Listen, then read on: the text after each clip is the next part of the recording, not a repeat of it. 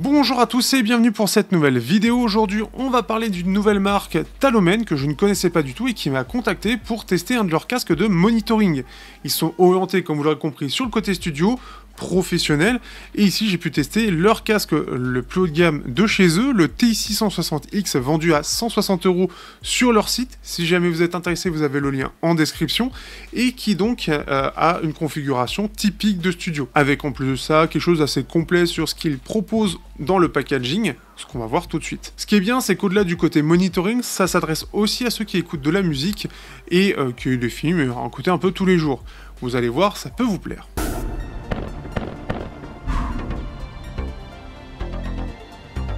Tout d'abord, au niveau du design, on se retrouve ici avec quelque chose qui est assez standard, un arceau que je connais déjà bien, puisque, et on va reparler un peu après, ça me rappelle beaucoup One Audio, avec un arceau qui est vraiment...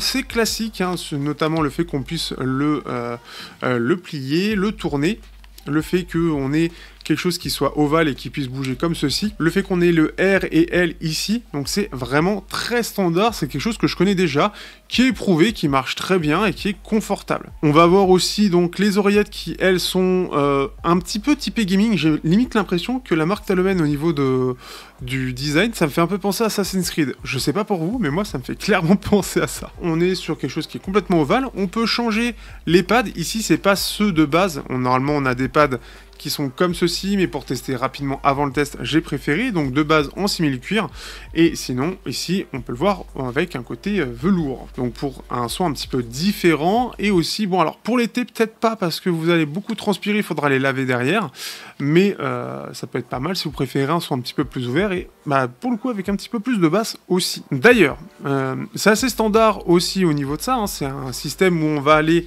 mettre le petit rebord en tissu vers l'intérieur, c'est quelque chose que j'apprécie pas, j'ai l'impression à chaque fois que je dois me battre quand je veux en changer, c'est toujours dans la douleur que je fais ça, donc pitié trouver d'autres systèmes où on doit juste clipser un système comme ça, comme ce que peut proposer par exemple Edifier, où on a un système de clips, c'est encore pas parfait comme système, mais je préfère, quitte à ce que ce soit basique, où on peut clipser et qu'on puisse changer beaucoup plus facilement. Ou alors, il y avait aussi Sivga, si je dis pas de bêtises, ainsi que Yamaha, où on peut le tourner pour l'ouvrir. Pareil, ça s'enclenche et ça se tourne, ce qui fait que c'est quand même vachement plus pratique à enlever et à changer, si jamais. Peut-être que c'est un peu plus coûteux aussi que ce système-là, mais c'est vachement plus user-friendly. En plus de ça, on a droit au câble bien évidemment détachable, aujourd'hui c'est logique, qui va aussi donc se verrouiller, pour justement que ça s'enlève pas pour rien, avec deux câbles qui sont fournis, un qui est orienté pour le côté smartphone PC avec ce côté torsadé qui est intéressant pour pas que ça prenne plus de place. Le problème étant que je l'ai utilisé pour aller au boulot avec, il est lourd. Donc trouvez le même câble mais juste faites du 1,20 m assez standard, histoire qu'on puisse l'utiliser facilement sur donc un smartphone, parce qu'il se drive plutôt assez facilement, et pour la rue, si jamais vous voulez un truc vraiment filaire, et même pour dehors, c'est pas si mal, mais on va en reparler un petit peu après. Sinon, on a un autre câble qui est grand, avec bien évidemment adaptateur vers 6,5 mm, tout ce qu'il y a de plus classique. Bien évidemment, la brochette de transport est donnée avec, donc on a quelque chose de complet, assez cool de ce point de vue-là. Pour le prix, on n'a pas forcément aussi bien ailleurs, donc c'est bien à noter. Pour finir sur le confort, alors le confort est un peu le défaut de ce casque, parce que autant j'ai dit du bien de l'arceau, autant le problème, c'est à l'intérieur. En fait, ici, c'est tout plat, la grille, elle est en dur derrière, donc ça, c'est le deuxième truc un peu dommage. Donc, en soi, il y a deux solutions. Soit, en fait, il faut angler un peu la partie intérieure ici, soit il faut plus de profondeur. Le problème pour moi, qui est une oreille qui est relativement standard tout de même, c'est que ça a touché ici le bord ici. Sauf que, surtout dans la rue, à force de bouger, ça va encore plus appuyer, mais ça appuie sur l'oreille. Quand ça appuie sur un certain temps, ça commence à faire mal. Donc, j'ai trouvé que globalement, le confort était plutôt bon, mais si vous avez notamment des oreilles décollées, ça va pas du tout vous plaire. Et c'est là-dessus où je trouve qu'il y a un défaut. Le confort, c'est à peu près 1 heure dehors et à un moment donné, ça va vous faire mal, et 2 heures chez soi. On va pouvoir maintenant parler du son. Alors là, c'est quelque chose que je connais bien, voire même mieux, j'ai envie de dire, de ce point de vue-là. Et le son, donc c'est un driver de 50 mm. On se retrouve ici avec une signature qui est assez neutre, avec un peu de clarté sur la fin, bien évidemment, pour rehausser tout ce qui est détail, mais c'est assez maîtrisé. là où certains concurrents auront tendance à mettre un gros pic de clarté, ici c'est plus les extrêmes aigus qui ressortent un petit peu sans trop en faire. On se retrouve donc avec une signature qui est assez neutre, vraiment équilibrée, et donc qui permet de bien gérer globalement au niveau de l'équilibre entre les différentes fréquences, tout en ayant des extrêmes aigus qui ressortent de quelques décibels supplémentaires pour avoir un côté un peu plus fin et un peu plus détaillé, sans dénaturer le reste. Et c'est assez appréciable. Personnellement, je l'ai utilisé pour de la musique, parce que je fais pas spécialement de monitoring, hein, je ne crée pas de musique, je gère juste ma voix ici, et c'est pas forcément terrible ce que je fais non plus. Néanmoins, pour de la musique pure, ça marche très bien. Ça a été même assez surprenant, je m'attendais pas à ce que ça me plaise autant, parce qu'on a un vrai équilibre entre toutes les fréquences. On a des basses qui sont profondes et qui vont bien s'exprimer, qui ont une bonne dynamique, qui sont vraiment précises en plus de ça. Des médiums qui sont un petit peu en avance sur la scène, qui sont assez chaleureux en plus de ça, donc qui ont du corps, et qui en plus de ça sont plutôt bien détaillés et restent naturels. Des aigus qui en font pas trop et qui sont pas spécifiquement fatigants, et des extrêmes aigus qui ressortent un peu, mais ça reste vraiment très naturel, dans le sens où je m'attendais à ce que ça ressorte beaucoup plus comme un casque de monitoring qu'on peut voir type Beyer dynamique. Ici c'est beaucoup mieux maîtrisé, donc ce qui fait qu'on n'a pas ce côté un peu fin du son en général, qui dénature un peu, et qui donne parfois en fait on est obligé de limiter le volume à cause de ce pic de clarté. Ici c'est pas le cas. Donc je trouve que c'est bien maîtrisé et que au-delà d'un casque de monitoring, c'est un bon casque sonore du quotidien. Et ça, c'est assez cool et c'est une très bonne surprise. On a un bon driver avec une bonne dynamique générale, une scène sonore qui est plutôt large et qui met un peu plus les voix en avant avec un côté un peu chaleureux, je trouve, et ce qui fait que on a un son qui est respiré l'équilibre, qui peut être utilisé pour le jeu, pour le monitoring, pour écouter de la musique, pour des films, et il est agréable en tout temps. Il n'est pas spécialement fatigant en plus de ça, ce qui fait que on a vraiment quelque chose de pas mal. On a une bonne isolation aussi, ce qui permet, dans la rue, il y a des meilleurs casques en termes d'isolation, mais ça se défend plutôt bien. Donc si vous voulez un truc un peu à tout faire, que ce soit pour justement gérer vos musiques et d'autres choses, ça marche plutôt bien. Et justement, pour appuyer mes dires, on va faire un peu les comparaisons. Alors j'ai comparé avec, pas exactement les mêmes gammes, mais on va faire avec, tout d'abord le One Audio Monitor 60 qui est à moins de 100 € et qui clairement, alors que ce soit dans la finition ou dans la partie sonore, on est sur un cran en dessous.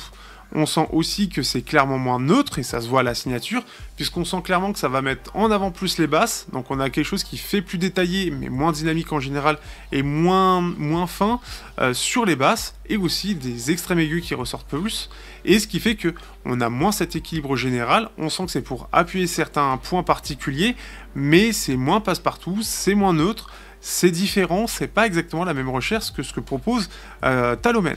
Talomène a l'avantage vraiment de proposer quelque chose de neutre tout en ayant ce côté un peu fin, et du coup globalement c'est moins détaillé du côté de One Audio, on a une scène qui est moins large, les aigus et extrêmes aigus font pas très détaillés, en plus ils font fin parce qu'on a ce truc un peu plus en avant, bref globalement on sent qu'on est sur un bon cran en dessous. La bonne surprise c'est face au Sennheiser HD 620S. C'est un excellent casque qui est aussi pris dans la référence du 660 vu comme un casque de monitoring fermé, mais qui est aussi un peu vendu pour faire d'autres choses aussi. L'idée c'est qu'on est sur une signature typique Sennheiser avec ce côté monitoring qui est mis un petit peu en avant, mais aussi passe partout sur ce côté fermé. Alors niveau isolation c'est moins bien, niveau finition c'est à peu près équivalent, on est à peu près sur le même niveau. Sauf que du côté de Sennheiser, au niveau du câble, je trouve que c'est mieux choisi. Et au niveau du confort, il est meilleur. D'une part parce qu'on a ce côté ovale qui, je trouve, marche mieux au niveau des oreilles. Ce côté anglais au niveau du filtre qui permet de ne pas toucher le bord des oreilles. Et ce qui fait que c'est plus passe-partout de ce point de vue-là. Au niveau du son, par contre, on est sur quelque chose qui est plus orienté sur la clarté du côté du Sennheiser. Pour être précis, on a quelque chose qui est relativement neutre, mais vraiment orienté plus clarté côté Sennheiser.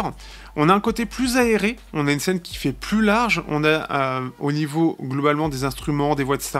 C'est un peu plus neutre, où ils se montrent tous à peu près au même niveau, là où je trouve que les voix ressortent plus du côté du Talomène.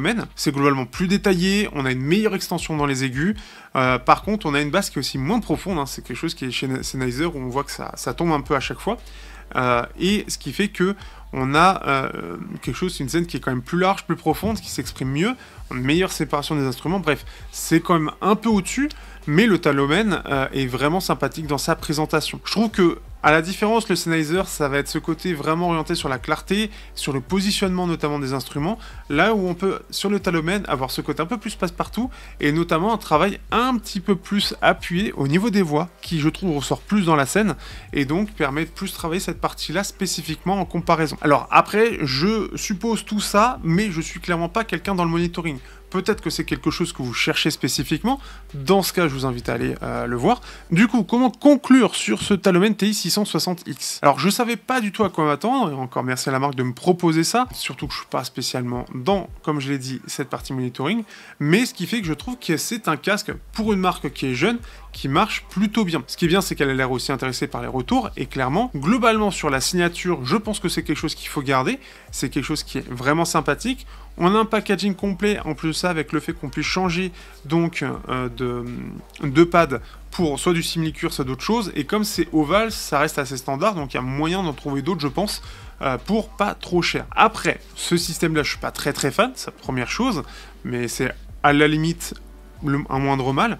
Le plus gros souci, c'est surtout le confort, avec le fait que ça manque de profondeur, et ce qui fait que mon oreille, qui d'habitude a rarement des problèmes de confort, bah ici j'en ai eu un. Oups. C'est un problème qui est pas très grave en soi, mais par contre, il est clair que ça devrait poser problème à certaines personnes qui ont des oreilles peut-être un peu larges. J'ai vu qu'au niveau des notations, c'était plutôt pas mal, mais peut-être que pour certains, ils l'utilisent pas assez longtemps pour le sentir, ou que la plupart des gens ne le ressentent pas. En tout cas, ça a été vraiment le plus gros défaut de ce casque pour moi. Pour le reste, c'est du très bon, c'est un excellent choix si jamais vous cherchez à vous équiper pour pas trop cher, et à voir ce que va proposer d'autres plus tard la marque, avec notamment un confort qui, je l'espère, sera amélioré. J'espère que vous aurez apprécié cette vidéo. Et sinon, n'hésitez pas à liker, partager, commenter. Le lien en description qui supporte toujours la chaîne comme d'habitude, si jamais vous êtes intéressé par ce casque. Et on se dit à bientôt pour de prochains tests sur la chaîne. Ciao à tous.